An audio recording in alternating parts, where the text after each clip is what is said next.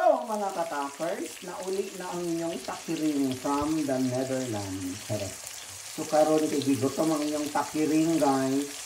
Gikan tao ko ng eskwela, guys. So, gigutom ang inyong takiring o mag-steak na lang ko ani o pork belly. Nakatimpla na siya, guys, no? Prituhin na lang natin yung siya at gawing brown. Tapos, mag-anik-anik tayo. Para magiging masarap ang ating kain. So mga katakers, golden brown ang ating one side ng ating pork belly.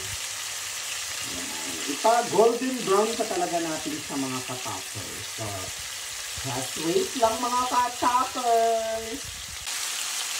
Yung pork belly pala natin mga katakers, templado na yan. May asin, may salt. May salt and pepper na yan siya. May powder na onions and garlic. Oh, ang bango-bango ng bulaklak. Sarap. So, yan na mga katakers. Golden brown na ang ating pork belly. So, i-anik na natin siya.